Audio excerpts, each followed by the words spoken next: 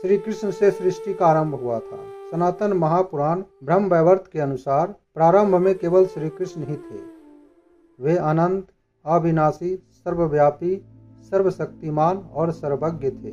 वे स्वयं सृष्टि के रचयिता थे। इस प्रकार भगवान श्री कृष्ण से सृष्टि की रचना हुई।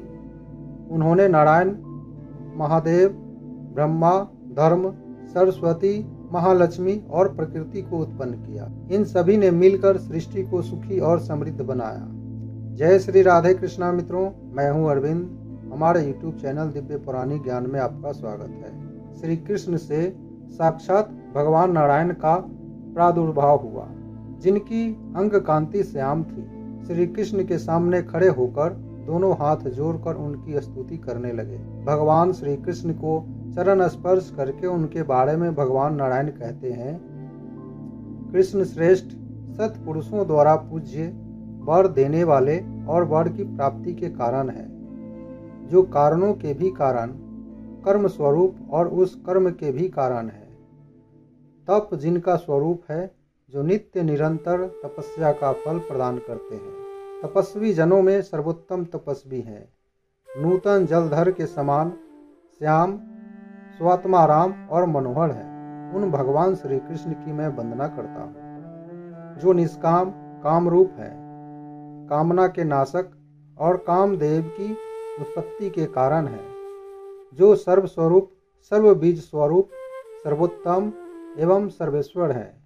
वेद जिनका स्वरूप है, जो वेदों के बीज, वेदोक्त फल के दाता और फल रूप है। वेदों के ज्ञाता, उसके विधान को जानने वाले और संपूर्ण वेद वेत्ताओं के शिरोमणि है। ऐसा कहकर वे नारायण देव भक्ति भाव से युक्त हो उनकी आज्ञा से उन परमात्मा के सामने रमणीय रत्नमय सिंहासन पर विराज गए। ब्रह्म वैवर्त पुराण में कहा गया है कि जो पुरुष प्रतिदिन एकाग्रचित हो तीनों संध्याओं के समय नारायण द्वारा किए गए इस स्तोत्र को सुनता और पढ़ता है, वह निष्पाप हो जाता है। यदि उसे पुत्र की इच्छा हो तो पुत्र मिलता है, और पत्नी की इच्छा हो तो प्यारी पत्नी प्राप्त होती है। जो अपने राज्य से भ्रष्ट हो गया है, वह इस स्तोत्र के पाठ से पुनः राज्य प्राप्त कर लेता है, तथा धन से वंचित हुए पुरुष को धन की प्राप्ति हो जाती है। विपत्तियों में पड़ा हुआ मनुष्य यदि इस स्तोत्र का पाठ करे तो निश्चय ही संकट मुक्त हो जाता है। 1 वर्ष तक इसका संयम पूर्वक श्रवण करने से रोगी अपने रोगों से छुटकारा पा जाता है। परमात्मा श्री कृष्ण के वाम पार्श्व से भगवान शिव प्रकट हुए। भगवान शिव प्रकट होने के पश्चात श्री कृष्ण के सामने खड़े हो भगवान शिव भी हाथ जोड़कर उनका स्तवन किया। उस समय उनके संपूर्ण अंगों में रोमांच हो आया था। नेत्रों से अश्रु झर रहे थे। उनकी वाणी अत्यंत गदगद हो रही थी। महादेव जी भगवान श्री कृष्ण के लिए बोले, जो जय के मूर्तिमान रूप, जय देने वाले, जय देने में समर्थ, जय की प्राप्ति के कारण और विजयदाताओं में सर्वश्रेष्ठ हैं, उन अपराजित देवता भगवान श्री कृष्ण है। संपूर्ण विश्व जिनका रूप है, जो विश्व के ईश्वरों के भी ईश्वर हैं, विश्वेश्वर, विश्व कारण, विश्वाधार, विश्व के विश्वास भाजन तथा विश्व के कारणों के भी कारण है, जो जगत की रक्षा के कारण, जगत के संहारक और जगत की सृष्टि करने वाले परमेश्वर है। फल के बीज, फल के आधार, फल रूप और फलदाता है, जो तेज स्वरूप, तेज के दाता और संपूर्ण तेजस्वियों में श्रेष्ठ हैं। ऐसा कहकर महादेव जी ने भगवान श्री कृष्ण को मस्तक झुकाया। जो मनुष्य भगवान शिव द्वारा किए गए इस स्तोत्र का संयचित होकर पाठ करता है, उसे संपूर्ण सिद्धियां मिल जाती है और पग पग पर विजय प्राप्त होती है। उसके मित्र, धन और ऐश्वर्य की सदा वृद्धि होती है तथा शत्रु समूह, दुख और पाप नष्ट हो जाते हैं। श्री कृष्ण के नाभि कमल से महातपस्वी ब्रह्मा जी प्रकट हुए। ब्रह्मा जी श्री कृष्ण के सामने खड़े होकर दोनों हाथ जोड़कर उनका स्तवन किया। ब्रह्मा जी भगवान श्री कृष्ण के लिए कुछ इस प्रकार बोले, परम पूज्य परमात्मा श्री कृष्ण तीनों गुणों से अतीत और एकमात्र अविनाशी परमेश्वर है। जिनमें कभी कोई विकार नहीं होता, जो अव्यक्त और व्यक्त रूप है, तथा गोप वेश धारण करते हैं, जिनकी नित्य किशोरावस्था है, जो सदा शांत रहते हैं, जिनका सौंदर्य करोड़ों कामदेवों से भी अधिक है, तथा जो नूतन जलधर के समान श्याम वर्ण है। वे परम मनोहर गोपी वल्लभ है, जो वृंदावन के भीतर रास मंडल में विराजमान होते हैं, रास लीला में जिनका निवास है, तथा जो रास जनित उल्लास के लिए सदा उत्सुक रहते हैं। ऐसा कहकर ब्रह्मा जी ने भगवान श्री कृष्ण के चरणों में प्रणाम किया। ब्रह्मवैवर्त शास्त्रों के अनुसार जो प्रातः काल उठकर ब्रह्मा जी के द्वारा किए गए इस स्तोत्र का पाठ करता है, उसके सारे पाप नष्ट हो जाते हैं और बुरे सपने अच्छे सपनों में बदल जाते हैं। भगवान गोविंद में भक्ति होती है, जो पुत्रों और पत्रों की वृद्धि करने वाली है। इस स्तोत्र का पाठ करने से अपयश नष्ट होता है और चिरकाल तक सुयश बढ़ता रहता है। परमात्मा श्री कृष्ण के वक्ष स्थल से कोई एक पुरुष प्रकट हुआ, जिसके मुख पर मंद मुस्कान की छटा छा रही थी। उसे धर्म का ज्ञान था। वह धर्म स्वरूप, धर्मिष्ठ तथा धर्म प्रदान करने वाला था। वही धर्मात्माओं में धर्म नाम से विख्यात हुआ। भगवान श्री कृष्ण के सामने खड़े हुए उस पुरुष ने पृथ्वी पर दंड की भांति पड़कर प्रणाम किया और संपूर्ण कामनाओं के दाता उन सर्वेश्वर परमात्मा का स्तवन आरंभ किया।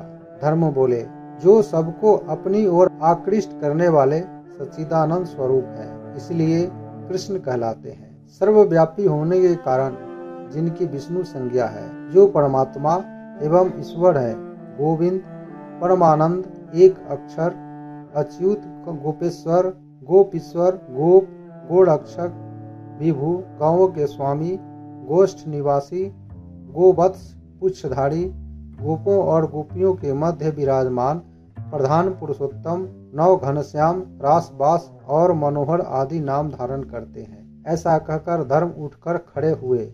जो मनुष्य प्रातः काल उठकर धर्म के मुख से निकले हुए इन 24 नामों का पाठ करता है, वह सर्वथा सुखी और सर्वत विजयी होता है। मृत्यु के समय उसके मुख से निश्चय ही हरि नाम का उच्चारण होता है। अतः वह अंत में श्री हरि के परम धाम में जाता है तथा उसे श्री हरि की अविचल दास भक्ति प्राप्त हो। उसके द्वारा सदा धर्म विषयक ही चेष्टा होती है। अधर्म में उसका मन कभी नहीं लगता। धर्म, अर्थ, काम और मोक्ष रूपी फल सदा के लिए उसके हाथ में आ जाता है। उसे देखते ही सारे पाप, संपूर्ण भय तथा समस्त दुख उसी समय भय से भाग जाते हैं, जैसे गरुड़ पर दृष्टि पड़ते ही सर्प पलायन कर जाते हैं। परमात्मा श्री कृष्ण के मुख से एक शुक्ल वर्णमाला देवी प्रकट। वह वाणी की अधिष्ठात्री, कवियों की इष्ट देवी, शुद्ध सत्य स्वरूपा और शांत रूपनी सरस्वती थी। गोविंद के सामने खड़ा होकर पहले तो उसने बिना वादन के साथ उनके नाम और गुणों का सुंदर कीर्तन किया। फिर वह नृत्य करने लगी। श्री हरि ने प्रत्येक कल्प के युग युग में जो लीलाएं की है, उन सब का गान करते हुए सरस्वती हाथ जोड़कर उनकी स्तुति की। माता सरस्वती बोली, रास मंडल के मध्य भाग में विराजमान है। रासोल्लास के लिए सदा उत्सुक रहने वाले रत्न सिंहासन पर आसीन है। रत्नमय आभूषणों से विभूषित है। रासेश्वर एवं श्रेष्ठ रास करता है। रासेश्वर राधा के प्राण वल्लभ है। रास के अधिष्ठाता देवता है।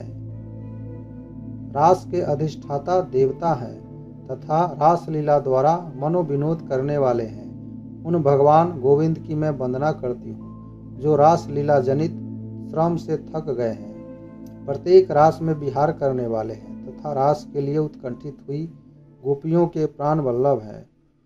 उन शांत मनोहर श्री कृष्ण को मैं प्रणाम करती हूँ, जो प्रातः काल उठकर वाणी द्वारा किए गए इस स्तोत्र का पाठ करता है।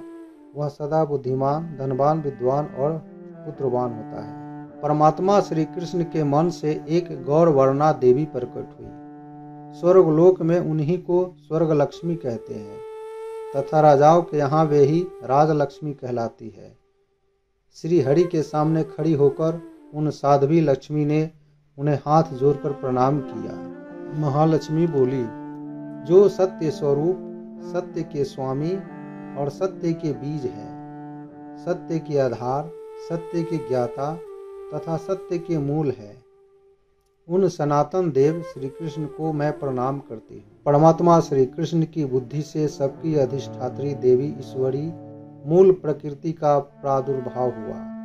प्रकृति बोली, प्रभो, मैं प्रकृति ईश्वरीय, सर्वेश्वरी, सर्वरूपिणी और सर्वशक्ति रूपा कहलाती हूँ। मेरी शक्ति से ही यह जगत शक्तिमान है।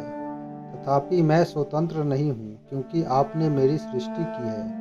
अतः आप ही तीनों लोकों के अधिपति, गति, पालक, सृष्टा, संहारक तथा पुनः सृष्टि करने वाले हैं।